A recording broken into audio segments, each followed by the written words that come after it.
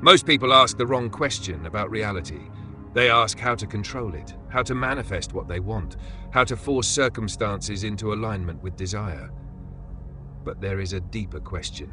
What is the architecture through which reality becomes experience? What forms a pattern? What carries it? What stabilizes it? What distorts it? What governs it? And where within all of that does human agency actually operate? Because reality is not experienced directly as an unlimited field. It arrives through interfaces. The body receives sensation. Emotion assigns significance. The mind organizes meaning. Identity determines what belongs to the self. Language stabilizes interpretation. Action carries that interpretation into the world. The world responds, and that response becomes feedback. Then the cycle begins again. Two people can stand in the same room and inhabit radically different realities. One detects danger, another detects opportunity. One hears rejection, another hears information.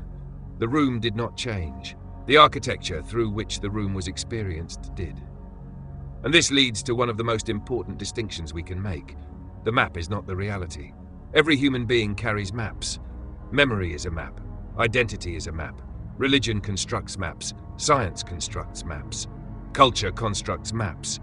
Even perception itself is selective. It does not deliver everything that exists. It organizes what becomes available for experience. A useful map can guide us. But when the map becomes confused with the territory, the model stops serving reality and begins governing it. That is where distortion begins. The reality code starts farther upstream. Before the localized self says, "I am," there is already being. Before manifestation, there is order. The foundational movement is simple. Being, order, manifestation. And once manifestation enters experience, another architecture becomes visible. Mentalism forms. Vibration carries. Mentalism is not wish fulfillment. It is the formative capacity through which attention, expectation, interpretation, inner image, language, identity, and intention acquire structure. Before a pattern can move, it must first become something. Attention selects. Expectation prepares meaning. Language gives the pattern stability. Identity gives it continuity. Intention gives it direction. But formation alone remains internal. For a pattern to become consequential, it must move. That is the function of vibration. Not as a ranking system where people are reduced to being high vibration or low vibration, but as pattern in motion. A thought acquires charge. Charge changes breath. Breath changes posture. Posture changes expression. Expression changes interaction. Interaction produces feedback. Feedback repeated over time becomes condition. Mind becomes form. Form becomes motion. Motion becomes transmission. Transmission becomes interaction. Interaction repeated becomes pattern. And pattern eventually becomes part of the environment in which the next experience occurs. This is why the four bodies matter. The physical body, the emotional body, the mental body, the spiritual body. Not four disconnected objects, but interdependent interfaces. Imagine receiving a message from someone important. We need to talk. Nothing else has happened, and yet the physical body may tighten. The emotional body may register fear. The mental body may construct a story. The spiritual body may assign the event a larger meaning. Within seconds, an entire experienced reality can exist before the conversation has even taken place. Integration begins when no single layer is allowed to impersonate the whole. The body reports condition. Emotion reports significance. Mind proposes interpretation. Spirit establishes orientation. Each contributes, none is the totality. And from these interfaces, perception begins feeding identity. Perception becomes interpretation. Interpretation becomes emotion. Emotion influences behavior. Behavior changes the environment. The environment returns feedback. Feedback becomes evidence. Evidence becomes identity. And identity filters the next perception. This is why identity is more than a description of who you think you are. Identity is compressed governance. It authorizes some actions before they are attempted. It rejects others before they are considered. It determines what evidence is threatening, what future feels possible, what behavior seems appropriate for someone like me. And once identity begins governing perception, the system can become self-confirming. The person no longer sees reality and then forms an identity. The identity begins determining which reality the person is capable of seeing. This same architecture appears at larger scales. Families have identities. Institutions have identities, religions have identities, governments have identities. Technological systems have identities expressed through rules, permissions, records, classifications, and repeated decisions. Order becomes governance when it persists. And governance can serve its original function or detach from it. A structure created to protect can become a structure that protects only itself.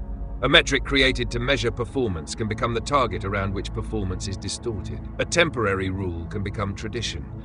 A delegated authority can eventually forget what authorized it. Outputs become inputs. The system begins feeding itself. This is recursion. And recursion can produce something powerful, a partial order that mistakes itself for the whole. Recognition interrupts that closure. Recognition is the moment when the pattern ceases to be the unquestioned position from which you see and becomes something you can actually observe. Instead of, I am being rejected, the structure changes to, I notice that I am interpreting this as rejection. That difference may look small. Structurally, it is enormous. The observer has separated from the automatic pattern. A new point of intervention has appeared. An intervention matters because not every distortion requires the same correction. Exhaustion does not require the same response as deception. Fear does not require the same response as actual danger. Ignorance does not require the same response as manipulation. A system that applies one remedy to every problem creates another distortion. Restoration must fit the condition. That is why restoration is not reversal. A healed body may carry a scar. A repaired relationship contains memory. A corrected institution requires safeguards that did not exist before. A person who recognizes an old identity does not return to whoever existed before that identity formed. Restoration means recovering function at a new level of information. Darkness is transmuted into light when what was hidden becomes visible enough to be understood, differentiated, and directed. Not denied, not decorated. Transmuted. And this finally brings us to human agency. Agency does not mean controlling every event. It does not mean commanding other people. It does not mean escaping natural law, history, embodiment, circumstance, or consequence. Human agency operates inside condition. It operates where attention can widen, where interpretation can be questioned, where the body can be regulated, where language can become more precise, where intention can become action, where feedback can be received, where harm can be repaired, where an inherited pattern can be recognized without becoming destiny. That is transcendence, not escape from reality. Participation in a more primary order than the automatic pattern. Being and order form the foundation. Mind gives pattern form. Vibration carries it. The four bodies receive and express it. Perception feeds identity. Identity becomes governance. Governance creates boundaries and thresholds. Cycles preserve or repeat what has been learned. Distortion reveals where function has been lost. Recognition exposes the error. Restoration applies the correction. And human agency determines what happens at the point where awareness becomes choice. The question is no longer, how do I make reality obey me? The question becomes, what architecture am I participating in, and what am I transmitting through it? The Reality Code, Unlocking Human Transcendence by D.S.E.A. The link to the book is in the description below.